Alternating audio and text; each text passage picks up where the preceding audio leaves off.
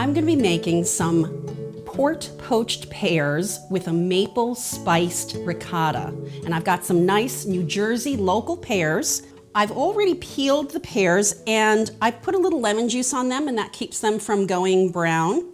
And then I'm going to take this melon baller. There's a little like round seed compartment inside the pear. So I'm going to take the melon baller and pull that out so that it comes out all in one piece. And then this is the stem and this is the flower end. So both of those pieces have to come out. So I'm going to make sort of like a wedge shape to pull out that stem section because it's tougher than the regular pear. And now I'm just going to cut off the flower end here. So I'm just going to quarter the pears, and we're using a Tomasello Winery vintage port. This is a 2016 port. It's a ruby port. And the reason why I'm using a ruby port is because it's going to give the pears as they poach a really beautiful ruby color. But it's a fortified wine, so it's also like rich and delicious. So I'm pouring in as much as the pan allows. And it could be the whole bottle. But don't worry, after we poach the pears in this, you can later cool this wine and drink it because I'm going to be adding some spices. So what I've got, these are cinnamon sticks. They're going in. These are cardamom pods. So that's a pod that's very fragrant, and it's used a lot in Indian cooking, in Indian cuisine, but I'm putting them in here because they add like a wonderful spice and perfume. And then I've got some whole cloves. So those are, you may be familiar with those, whole cloves. They look kind of like little nail heads, and those are going in too. And then I've got a total of 3 pears here, so I'm gonna put them all into our poaching liquid, including the ones I just cut. And you can see that they're pretty much covered by the poaching liquid, and that's a good thing.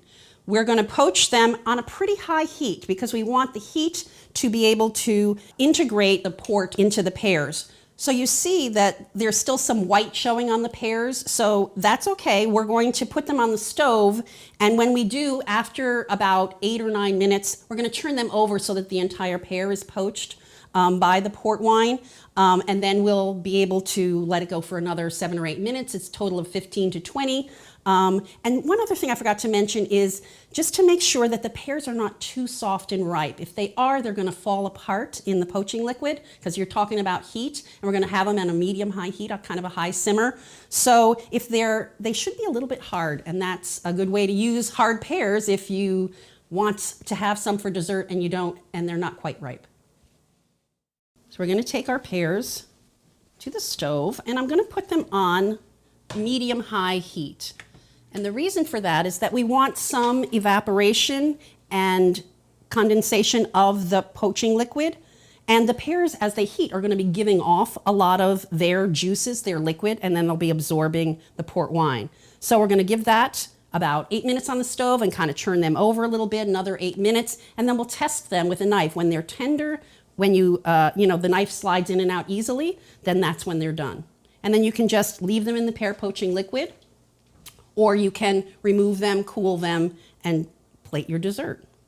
After the second 8 minutes, when they've been turned over, the way to find out if they're done is to take a thin knife and stick it inside there. And if the knife goes in and out easily, then they are done. And you can leave them in the poaching liquid. You could leave them in the poaching liquid for up to a day. And then, or you could take them out and let them cool down so that you can plate your dessert right away. Now we're going to make our maple spiced ricotta. So I've got some New Jersey maple syrup from Sweet Sourland Farms in Hopewell, New Jersey. And as I'm told, this is the furthest south that sugar maples will produce the sap that makes maple syrup. So we've got a unique product and a Jersey product. So we're really happy about that.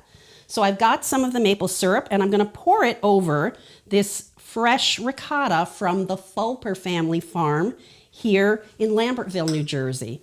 And the difference between store-bought and fresh from the farm ricotta is immense.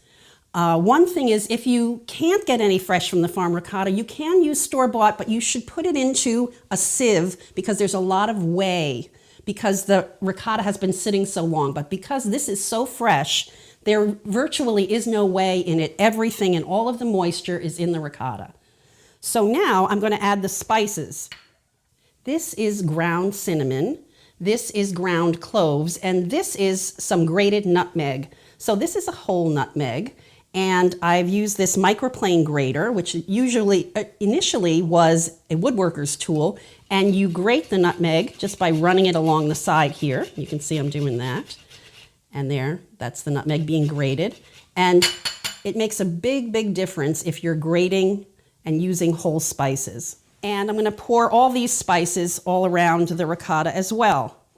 So you can see that this echoes the spices that we have in our poaching liquid for the pears, although I'm adding nutmeg here and there's no nutmeg in the poaching liquid, and the poaching liquid has cardamom and this does not.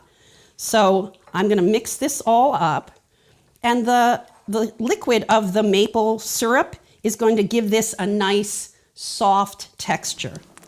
So we're going to get this all incorporated. So I want to give it a little bit of salt and pepper. Because we've got spices in there, pepper's not a bad thing. And a little bit of salt in a dessert kind of heightens the sweetness and the flavor. So I'm going to give it a little salt and pepper. And then you always got to taste for salt and pepper. So I'm going to taste like that. Okay. Okay, that's good. Okay, let's finish our poached pears. That's a tongue twister. Poached pears with maple spiced ricotta. So starting with the ricotta, I'm going to use an old-fashioned ice cream scoop. And I'm going to scoop it up because this enables you to be able to let it come out into a molded shape. And I'm releasing it there with that little lever. So I'm putting that here. Now I'm going to take one of my pears, and you can see how beautiful the color has become from the port poaching. I'm going to cut the pear on an angle, but not the long way. I'm cutting it kind of a shorter way and leaving a portion of the pear still attached. So you can see as I do that, I'm able to fan out the pear shape. So here you'll see the fanned out pear and the beautiful ruby color on the outside and the pear color on the inside. So I'm going to put that over our ricotta and finish that with, I've chopped up some pistachios. So I'm going to put some pistachios here for a little contrast in texture. And I've got a little mint from my garden, and that's for some color and some freshness. And here we are. It's poached pears and maple spiced ricotta.